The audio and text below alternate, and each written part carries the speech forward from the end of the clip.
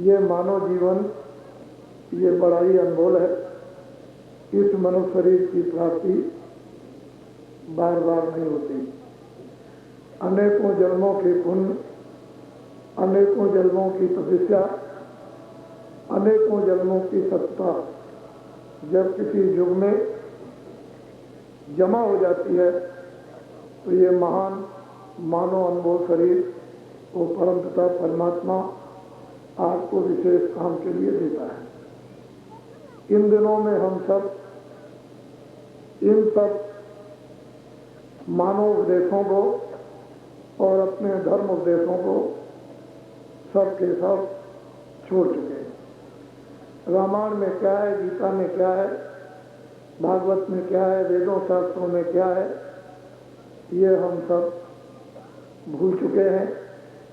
ये हमारी क्रिया केवल बाहरी आंतरिक भाव नहीं, मानवता का शुद्ध बुद्धि विवेक भाव नहीं,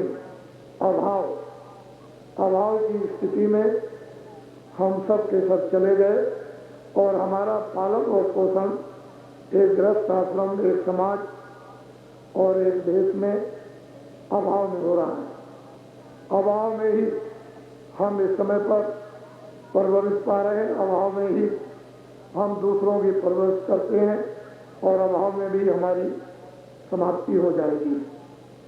जिस अभाव अवस्था में इस समय पर हैं उसमें रामायण, गीता, भागवत, वेदों का न तो बोध हो सकता है, न उसकी क्रिया मानो शांति चिंतन की हो सकती है। इसी तरह से कुरान में या बाइबल में जो कुछ भी लिखा हुआ है वो भी अभाव स्थिति में ही पालन पोषण होने के कारण ये हम नहीं समझ सकते हैं कि वास्तव में उन लोगों ने हमको क्या क्या दिया था और क्या क्या हमको बताया। हम सभी मानव धर्म कहानियों को, मानव धर्म कार्यों को जब हम भूल चुके हैं तो हमारा मन, हमारी इंद्रियां ये सब विषयों में रत हो गई। इन विषयों में रत होने के कारण ऐसा क्यों बना कि हम जहाँ जहाँ भी पलते और पोसते और रहते हैं, उठते और बैठते हैं, जिस तरह की सोसाइटी संगत सोबत हम सबको बचपन काल से मिलेगी, उसी प्रकार का हम अपना अपना क्रिया वातावरण, एक बुद्धि का विवेक विचार, इंद्रियों के और भोगों को हम तैयार कर लेंगे, जिससे कि हमारा वो वास्तव में बुद्धि ज्ञान समाप्त हो जाएगा और भोगी भोग केवल हमारे पास रह जाएंगे। जब इंद्रियों को, मन को, बुद्धि को जब हम भोगों में लगा देंगे तो ये निसंदेह बात है कि हम रोगी होंगे, ये निसंदेह बात है कि हम अशांत होंगे, हम घबराएंगे, हमको नाना प्रकार की असुविधाएं होगी, हम उसके लिए झूठ बोलेंगे, हम उसके लिए धोखा देंगे, हम उसके लिए बेईमानी करेंगे, हम उसके लिए चोरी करेंगे, हम उसके लिए डकैती करेंगे और हम लोगों का कत्ल करेंगे। ये हमारे इस समय वर्तमान मानवता की स्थिति ये है जो आपके सामने नगे नाच है। अब इससे ये पता चलेगा कि हम वास्तव में ईश्वर चिंतन की तरफ कदाप नहीं है, बिल्कुल उसके विपरीत इंद्रियों के भोगों में रत हैं। नाम हम चाहे भले ही शब्दों से ले दें कि हम ईश्वर चिंतन करते हैं, हम धर्म पर चलते हैं, लेकिन वास्तव में ये बात अगर यदि होती तो हमको हमारे सभी गुण मानवता के प्राप्त जब हो जाते तो हमको निसंदेह शांति मिलती, हम निसंदेह उस विवेक और विचार में रहते, हमको आनंद मिलता, हमको शारीरिक सुख मिलता, हमको शारीरिक निरोगता मिलती, हमको मानसिक निरोगता होती और आध्यात्मिक निरोगता मिल जाती। लेकिन ये सब चीज़ें इस समय पर नहीं है, तो मुझे ये सब चीज़ें बताना अनिवार्य जरूरी है कि मनुष्य शरीर एक अनमोल है। इस शरीर की बार बार आपको प्राप्ति नहीं होगी। हीरे जवाहरात, सोना चांदी आप इस संसार के सब एक तरफ से रख दीजिए और हाथ जोड़ के खड़े हो जाइए कि हे हीरो, हे सोना, ये जो जा रहा है इसको फिर एक बार खड़ा कर दो, तो ये नहीं दे सकते। ये ऐसी निधि है जो आपके कर्मानुसार पुण्य समूह जब जमा हो गया तो उस मालिक ने आपको ये पंच भौतिक अनमोल ये मानव शरीर इसलिए दिया कि दिन में आप खेती का काम, दुकान और दफ्तर का काम ईमानदारी मेहनत के साथ, शाम को अपने अपने घरों में हिंदू मुसलमान सिख ईसाई आए अपने अपने बच्चों की सेवा और खिदमत करें। वो भी खिदमत और सेवा ईमानदारी मेहनत के साथ, ईमानदारी मेहनत के साथ खेती और दुकान और दफ्तर का काम, ईमानदारी मेहनत के साथ में अतिथि सेवाएं, ईमानदारी मेहनत के साथ में जो हम करते हैं अन्य लोगों की दुखों में सेवा करना। लेकिन हम ये सब चीज़ें जब तक हम समझेंगे नहीं तब तक हम कुछ नहीं समझ सकते हैं। जब हमने काम कर लिया, बच्चों की सेवा की, तो मानो ये अनमोल शरीर इसलिए दिया गया, इसीलिए गीता, रामायण, वेद और शास्त्र और ऋषि मुनि महात्मा योगी साधु संत आपके सामने बराबर समय समय पर आते रहे और ये बताते रहे कि मनुष्य शरीर इसी उद्देश्य और काम के लिए सतयुग, द्वापर, त्रेता, कलयुग कितने बीत गए, तब ये मनुष्य शरीर आपको नहीं मिला जो अब की बार आपको ये दे दिया गया और जीवात्मा इसमें बैठाई गई और इसको ये अधिकार दिया गया कि देखो एक अच्छा काम, एक बुरा, तुम जितना चाहो उतना बुरा और जितना चाहो अच्छा, लेकिन ये दोनों अधिकार आपको हैं।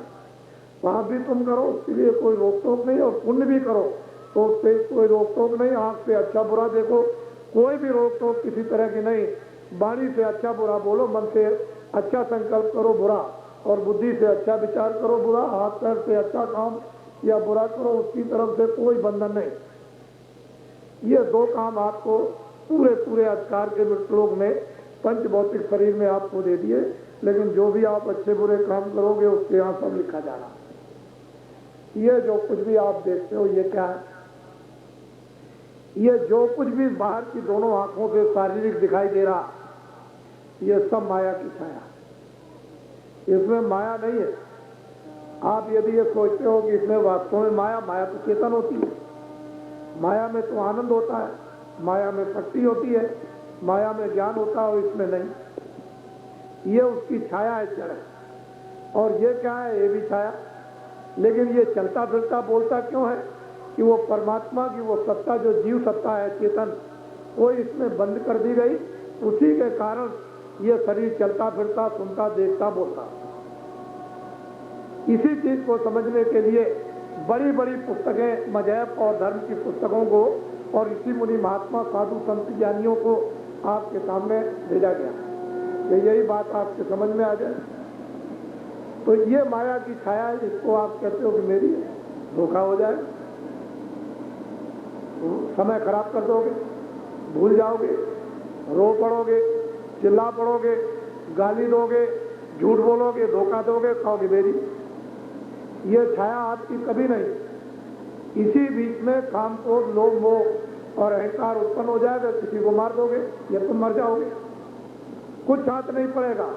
इसी बीच में जिस उद्देश्य के लिए आपको भेजा गया था, आपकी बात ये मनुष्य अनमोल शरीर पाकर के अपनी जीवात्मा के लिए भी, जैसे शरीर के लिए ये सब सामान आप इकट्ठा करते हो कि हम शरीर को भोजन देंगे, कपड़ा देंगे, दवा देंगे, रहने को स्थान दे देंगे, ये सब चीजें आप सोचते हो, जमा करते हो। इसी तरह से आप इस मनुष्य शरीर के द्वारा अपनी आत्मा के लिए कुछ आत्मिक धन, रूह का गिजा, रूह का खजाना आप यदि प्राप्त कर लेते तो सुंदर से सुंदर सौभाग्यशाली न बन जाते। उसके लिए आपने कुछ नहीं किया। इसी बीच में आपका वक्त और समय पूरा हो गया। उसे क्या परवाह, हिंदू मुसलमान सिख ईसाई, अनपढ़ और पढ़े लिखे और छोटे बड़े, उसको तो ये कुछ नहीं है। उसने देखा कि समय इनका पूरा हो गया, बड़े तुम चक्रवर्ती राजा हो, सारे बिहाव से भाई हो, समय पूरा हो गया, वो राजा चक्रवर्ती है, जाओ उसका मकान खाली करा लो। तो सीधे सिपाही दौड़े और आवाज लगाई। उनकी आवाज उसको तो सुनाई देगी, लेकिन आस पास में जितने भी फौज फाटा घर वाले होंगे उनको कोई उसकी आवाज नहीं।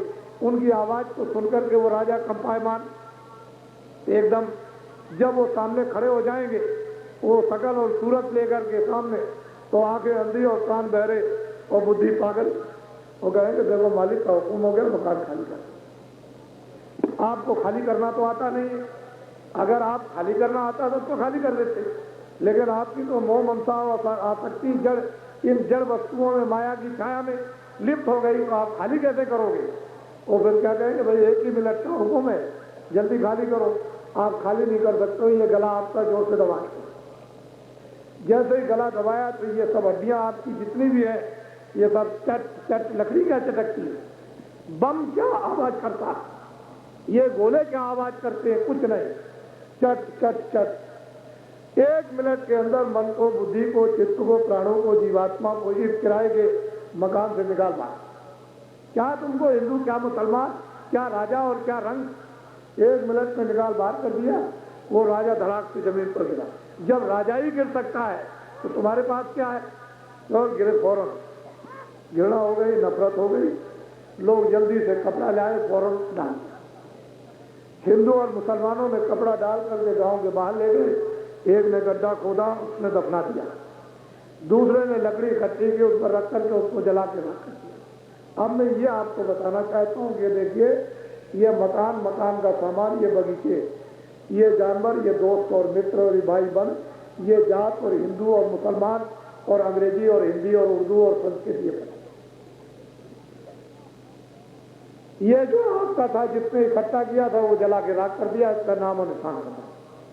तो अब आप बताओ, आपने अपने लिए क्या किया? हमको यही बात आपको बता दी। ये तो आपने इसके लिए किया था, ठीक है, मैं भी मना नहीं करता हूँ।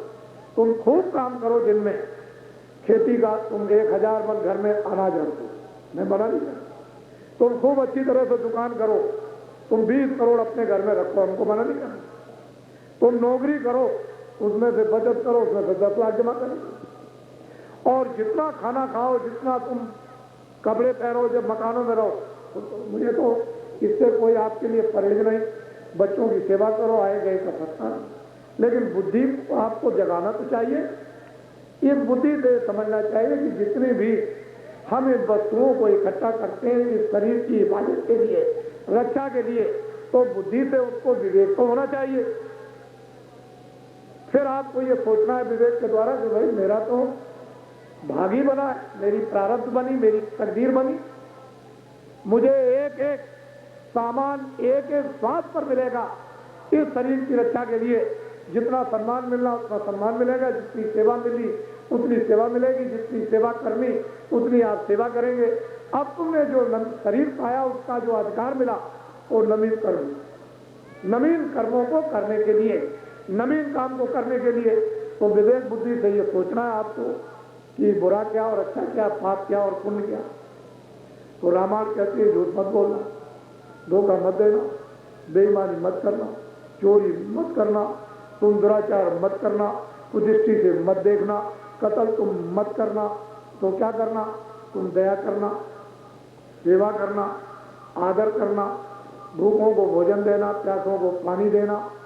तुम मतलब यह है कि छोटों से प्यार करना, और तुमको ये बताएगा विवेक में कि भगवान का तुम उसी समय के अंतर्गत समय बचाकर तुम भगवान का भजन करना। तो तुमको तो ये किसी ने बताया नहीं कि पाप और पुण्य लो इसमें लग गए। आपको मिला क्या? अगर आपको बहुत कुछ मिल भी गया, जो आप सोचते हो तो माया की छाया, और ये भी छाया है, और जो इसमें रहता है उसको निकाल के अलग कर दिया तो ये तो जड़ हो गया, ये तो जमीन पर लेट जाए। अब उसको हीरे जवाहरात, सामान और मकान और बाग बगीचे, ये तो इसको खड़ा नहीं कर सकते। तो इसी बात को सोचने की जरूरत हमको थी। तो हम ये चाहते हैं कि दिन में आप काम करो, शाम को बच्चों की सेवा। जब रात को सोने जाएं तो सोने के पहले मनस्वरूपी मंदिर में 15 मिनट 20 मिनट आत्मा के सच्चे भगवान का भजन। जब सच्चे भगवान का भजन जब आत्मा से करोगे, जीव आत्मा से, तो तुरंत उस मेहनत का फौरन आपको उसी समय फल मिलेगा। मेहनत की मजदूरी मिल जाएगी। जब मजदूरी मिलेगी तो आपको आनंद मिलेगा, आपको ज्ञान मिलेगा, आपको शक्ति मिलेगी। संसार से ज्यादा आनंद है, संसार से ज्यादा ज्ञान है, संसार से ज्यादा शक्ति है। तो वो तो भ्रम दूर हो जाएगा, अज्ञान दूर हो जाएगा, मोह का पर्दा चला जाएगा, लोभ का पर्दा चला जाएगा, अहंकार का पर्दा चला जाएगा। तो फिर असल में, लेकिन जब तुम मनस्वरूपी मंदिर में आत्मा से भजन नहीं करोगे, तो तुम्हें कुछ भी मिलने वाला नहीं मिलेगी। मुसलमान दिन में काम करे, शाम को बच्चों की खिदमत, और जब लेटने जाए तो ये जिस्मानी मैजिक ये उसमें बनाइए, किसी आदमी नहीं बनाई, और इसमें रूह बैठी है 15 मिनट 20 मिनट जिस्मानी मैजिक में उस रूह से सच्चे खुदा की इबादत लो, आप करने लगो तो काम बन जाए। अगर हम सब लोग अपने अपने काम में लग जाएं, हिंदू मुसलमान सिख और ईसाई, कि दिन में ईमानदारी मेहनत के साथ खेती दुकान दफ्तर, शाम को बच्चों की सेवा और सुबह सब लोग भगवान के भजन में, और जब शाम हो जाए तो भगवान के भजन में, इन बुराइयों के लिए हमारे पास कोई वक्त है ही नहीं। हमारे अंदर बुराइयां घुसने ही न पाए, झूठ बोलने का कोई अवसर नहीं मिलेगा, धोखा देने का कोई अवसर नहीं मिलेगा, बेईमानी करने का कोई अवसर नहीं मिलेगा, कोई बुराई करने का कोई अवसर नहीं, कत्ल करने का कोई अवसर नहीं, क्योंकि दिन में काम किया और शाम को आए बच्चों की सेवा, उसके बाद जो समय बचा वो ईश्वर चिंतन में। तो रोग चला जाएगा, बीमारी चली जाएगी, परेशानी चली जाएगी, झगड़े चले जाएंगे, विवाद चले जाएंगे, आलोचना चली जाएगी, कत्ल चला जाएगा, चोरियां चली जाएंगी, झगड़े जात विवाद की संकीर्णता चली जाएगी। आपने तो कुछ नहीं किया, सब ऐसे बैठे रहे। मेरी बात मैं आपको अनमोल चीज देने आया हूं, ऐसी चीज नहीं जो आपने कभी नहीं पाई। मैं तो ये बताना चाहता हूं कि हीरे जवाहरात, इस कण कण को आप बना लीजिए हीरा, मिट्टी के कण को, और एक तरफ से इसको दान में दे दीजिए, तो आपको वो वस्तु नहीं मिलेगी जो आत्मा का भंडार है, जो रूह का खजाना है, वो आपको नहीं मिलेगा। इस जड़ वस्तुओं को जिनको आपने धन बना रखा है, इससे वो मिलने वाला नहीं है, वो तो अलग चीज है। ये तो आपने मन ने मान लिया, किसी चीज को भी आप मान लीजिए कि बहुमूल चीज है, मान लीजिए उसको, वो मान ली जाएगी, लेकिन वो बहुमूल तो नहीं हो जाएगी। तो जो असली खजाना था, ये मंसूरूपी मंदिर में भरा हुआ था, और उसके लिए गेट बंद हो गया, फाटक बंद हो गया, दरवाजा, और कोई ऋषि कोई महात्मा अनुभवी वो सत्पुरुष जो है उसको प्राप्त करने वाले कभी कोई मिले नहीं, तो तुम इसमें फंसे। अब ऐसे फंसे हो कि तुम्हारे ऊपर में ऐसा भूत सवार हुआ कि जिसने तुमको चकनाचूर कर दिया, ऐसा भूत सवार हुआ, तुमको नहीं मालूम कि आज के 50 साल पहले कलयुग अपना ये दांव लगा रहा था कि किसी तरह से इन सब के ऊपर मेरा आधिपत्य हो जाए,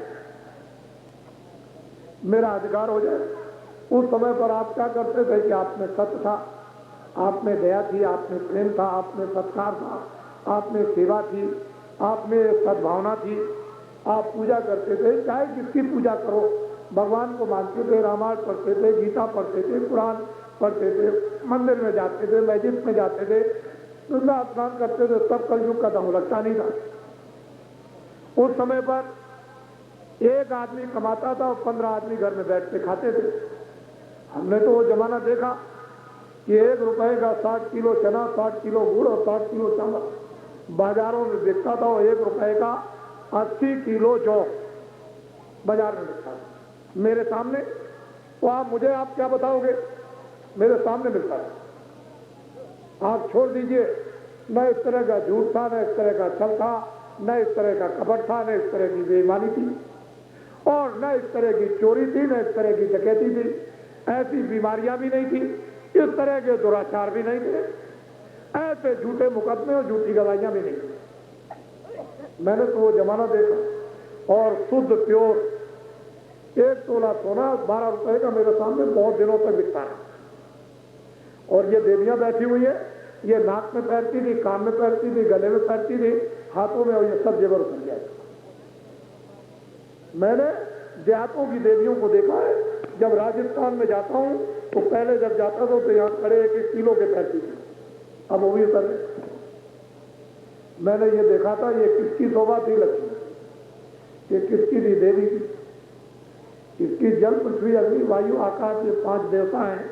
अगर आप इस लक्ष्मी को और देवी को ठीक से नहीं रखोगे तो आपका क्या, फिर आपकी क्या चीज छूट नहीं सकती। एक घड़ा तो इसी से तैयार होगा, तो जब आप इस घड़े को आप खराब कर दोगे तो फिर क्या इसमें से निकलेगा। चोर निकलेंगे, धोखेबाज निकलेंगे, बेईमान निकलेंगे और झूठे निकलेंगे और कतली निकलेंगे, दुराचारी निकल जाएंगे, जब हवा ही खराब हो जाए। तो आपने इनकी देखरेख की, आपने अपने दायित्व को निभाया मानवता का। एक छोटा सा परिवार जो ऋषि मुनियों ने आपको एक व्यवस्था बना करके और भरपूर आपने मानवता में एक ज्ञान भरा था, सब चीजें भर करके रखी थी कि इनको निकलने मत देना, और निकलने के लिए जब कोई भी ऐसी चीज आए तो फौरन इसको भर लेना और भर करके दूसरी चीज इसमें रखना नहीं। वो सत्संग, धर्म, उपदेश जगह जगह महात्माओं के होते रहते थे और आपको वहां जाना चाहिए था, लेकिन कुछ नहीं, सब खत्म कर दिया बिल्कुल।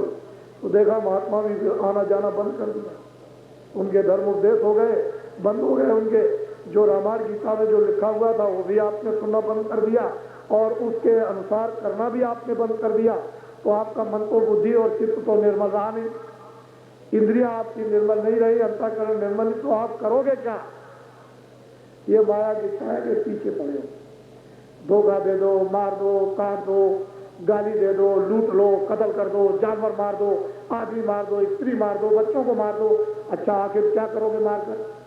मान लो अगर तुमको सब मिल गया तो तुमको भी तो मारने वाला कोई है, वो 2 मिनट में तुम्हारा 2 मिनट में दबाया करेगा, मिनट भी नहीं लगेगा। तो फिर ये क्या करोगे? सब कुछ इतना उत्पात और इतना अत्याचार और इतना मतलब ये है कि ये करोगे तो क्या मिलेगा? ये तो क्रूरता है, क्रूर। जब क्रूर बुद्धि होगी और क्रूर भाव हो जाएंगे तो आप करोगे क्या? मिला क्या? तुमको नहीं मालूम। ऐ मुसलमान, ये जिस्म खुदा ने इबादत के लिए दिया है, ना कि गुनाहों के लिए। आए हिंदू, ये मनुष्य शरीर अनमोल परमात्मा ने भगवान के वजन आत्म कल्याण के लिए, मुक्ति और मोक्ष के लिए दिया है। ये मौका है, इसमें बैठ करके अगर तुम अपनी आत्मा के लिए न कुछ कर सके तो तुम बड़े दुर्भाग्यशाली हो।